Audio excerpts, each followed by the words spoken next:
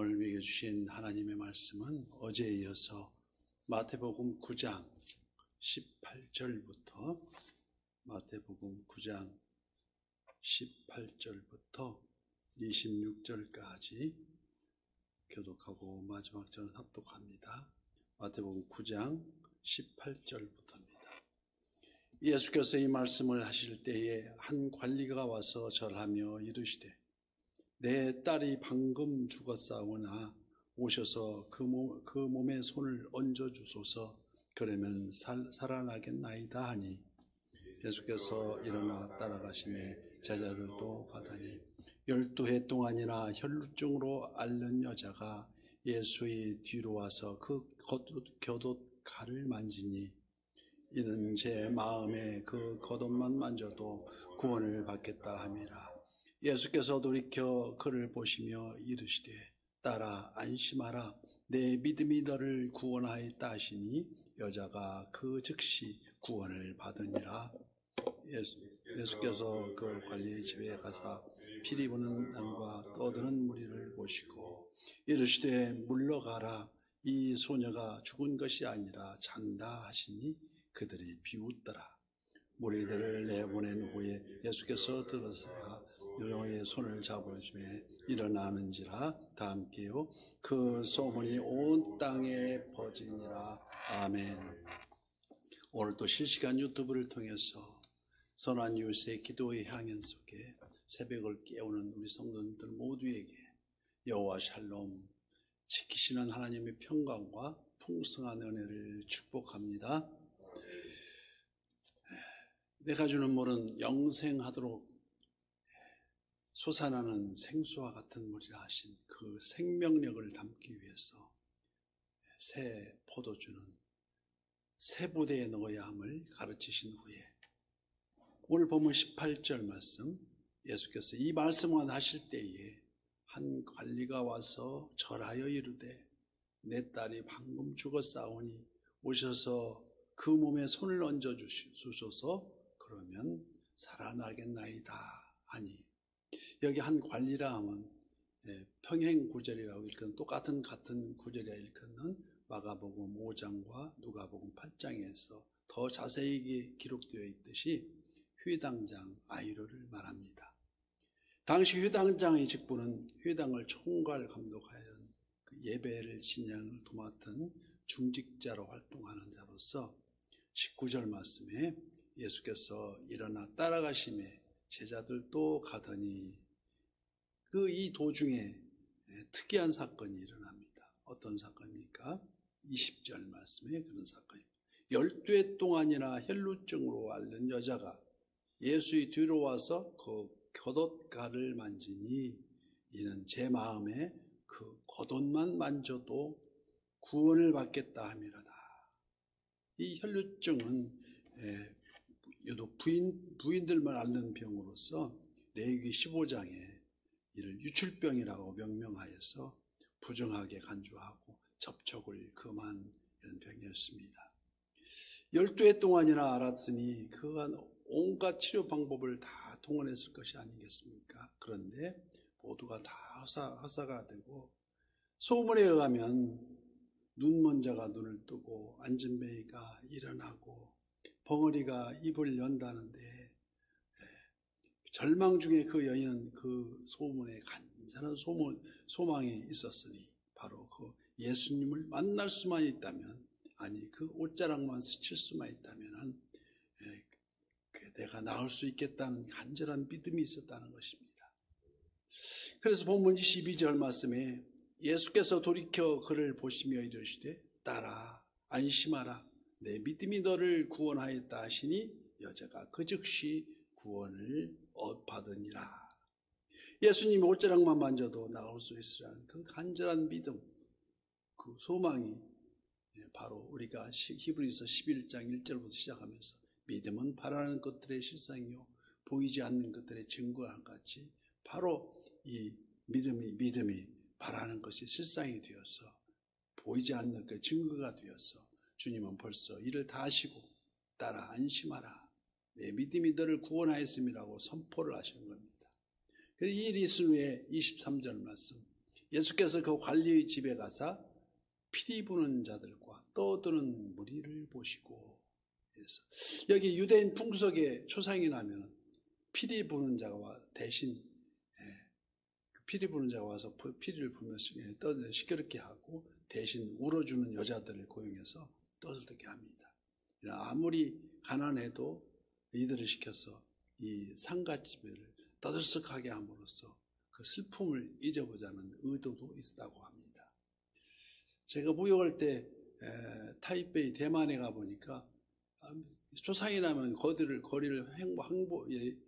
북을 치면서 행보를 하면서 이게 막 아주 소란스럽게 슬픈 기색은 하나도 없고 즐거운 마음으로 막 이렇게 북을 치고 가길래 이게 물어봤습니다. 이게 무슨 일로 이렇게 하냐니까 이 장사 지내면서 이 얼마나 그 좋은 데로 갔으니까 기쁘냐 해서 이 불교 일종의 이제 불교의 적인데 그래서 기뻐해야 된다고 해서 자기들이 향을 피우고 시내 지나면서 중간에 보면 사원들이 요소요소 있어요. 그 초상되면 나면은 그 앞에서 스쳐가면서 북을 치고 막 시끄럽게 합니다. 이와 비슷한 상황인데 이렇게 그 구원은 우리 오직 예수 그리스도뿐이 없다는 것을 그 사람은 모르기 때문에 이런 수치가 아닌가 생각합니다. 그래서 예수께서 이르시되 물러가라, 이 소녀가 죽은 것이 아니라 잔다 하니 그들이 비웃더라. 그래서 예수님은 저들을 물러가라 하시고 똑같은 표현에 마가복음 5장에서는 이렇게 달리다 쿰 아라모 소녀야 일어나라 명하시니 소녀가 일어나 곧 걸으니라고 기록되어 있습니다. 그래서 25절 말씀에 무리를 보신 후에 예수께서 들어가사 소녀의 손을 잡으시며 일어나는지라. 그래서 26절 마지막 절에 그 소문이 온 땅에 퍼진다고 오늘 본문 말씀은 말합니다. 여기서 죽은 자를 살리시고 그 이적은 곧 부활이요 생명이신 예수님께서 장차 죄와 사망의 권세를 깨뜨리신 메시아이심을 알게 하기 위한 이를 설명하여서 로마서 8장 1절은 이렇게 기록합니다. 그러므로 이제 그리스도 예수 안에 있는 자에게 결코 정죄함이 없나니 이는 그리스도 예수 안에 있는 생명의 성령의 법이 죄와 사망의 법에서 너를 해방하였음이라고 말씀하십니다. 그래서 주님은 분명히 말씀하십니다. 이 소녀가 죽은 것이 아니라 잠잔다. 그래서 우리는 성경에 죽었다 얘기 않고 잠잔다고 얘기합니다. 나중에 예수님 부활이 우리의 부활이기 때문에 우리가 산자와 죽은 자를 심판하러 오실 때에 우리는 산자와 죽은 자도 같이 주님 앞에 서서 우리가 주를 믿는 자 의인으로 우리가 회복을 받아서 우리가 죄 없다함을 받는다 이 소리입니다. 회당장 아이로가 주님 앞에 겸손히 엎드려 절을 합니다.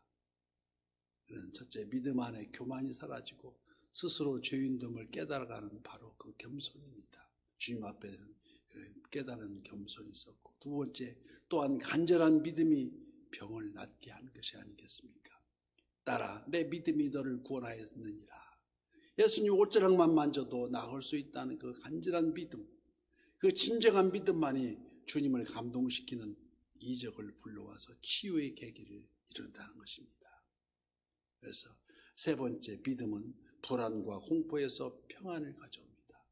그래서 우리 항상 제사장의 축복으로 간구하는 우리가 민수기 6장에서는 이렇게 간구합니다. 맞춘 때에 축복하여 기도하되 여호와는 내게 복을 주시고 너를 지키시기를 원하며 여호와는 그의 얼굴을 내게 비추사 은혜 베푸시기를 원하며 여호와는 그 얼굴을 내게로 향하여 드사 평강 주시기를 원하노라고 항상 아론의 축복으로 예배 이런 제사 때마다 축복을 합니다. 가도 끝이 없어 보이는 그 인생길 같지만 순간적으로 무슨 일이 일어날지 한치 앞도 모르는 우리 모두 몰라 하는 그 길을 걷는 동안에 한 발은 하나님 전에 두고 또 주일이면 열심히 예배 드리다가 교회 문을 나서면 언제 그랬냐는 듯이 세상 걱정에 사로잡혀서 나머지 한 발은 세상 앞에 빠져나오질 못하고 서 있으니 때때로 풍파가 밀려들며 이리 갈까 저리 갈까 얼지 앞발을 몰라서 근심과 걱정으로 머뭇거린다는 것입니다. 우리가 대부분 그런 분이 너무도 많아서 그러나 주님은 요한복음 14장 27절 말씀 평안을 너희에게 끼치노니 곧 나의 평안을 너희에게 주노라. 내가 너희에게 주는 것은 세상이 주는 것과 같지 아니하니라. 너희는 마음에 근심하지도 말고 두려워하지도 말라고 말씀하십니다. 이 또한 지나가리라는 말씀입니다. 내주하시는 성령 하나님, 내가 택한 야곱아, 나의 벗 아브라함의 자손아. 이 말씀은 이사야 41장 10절 말씀에 두려워하지 말라, 내가 너와 함께함이라. 놀라지 말라, 나는 내 하나님이 됨이라. 내가 너를 굳세게 하리라. 참으로 참으로 너를 붙들리라. 참으로 너를 도와주리라. 참으로 나의 의로운 오른손으로 너를 붙들리라 하십니다. 그 오른손, 권능의 손, 그 손이 우리를 붙드신다는 것이 아니겠습니까? 오늘 회당장 아이로는 예수님이 손만 얹으면 죽은 딸이 다시 살아날 줄 믿었고 12해 동안 날아온 혈류병 여인도 예수님이 옷깃만 만져도 병이 나올 수 있다는 간절한 믿음이 있었다는 것입니다. 이 믿음은 교만에서 겸손으로 이르는 그 믿음의 길이요. 또 이 믿음은 하나님의 무관심에서 관심으로 이르는 길이며 또 이 믿음은 부정에서 정결한 마음으로 이르는 길이 되고 있지 않습니까? 이 믿음은 어쩔 줄 몰라 하는 불안에서 평강으로 이르는 길이요. 이는 결국 사망에서 거듭남의 생명에 이르는 중생의 길을 뜻한 것이 아니겠습니까? 이 아침 오직 마음과 오직 심령을 하나님 앞에 고정시키고 다만 모든 일에 기도와 간구 우리가 잘 아는 아무것도 염려하지 말고 오직 모든 일에 기도와 간구로 너희 구할 것을 감사함으로 하나님께 아뢰하라. 그리하면 모든 지각에 뛰어난 하나님의 평강이 그리스도 예수 안에서 너희 마음과 생각을 지키시리라는 그 믿음이 오늘도 감사함으로 하나님께 아뢰는 저와 선한 이웃의 모든 지체가 되시기를 예수님 이름으로 축복합니다.